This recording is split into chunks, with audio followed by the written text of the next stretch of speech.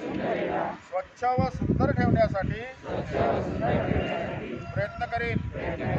या वसुंधरेला, या पर्यावरणाला माझ्यापासून कोणतीही हानी होणार नाही याची दक्षता घेईन।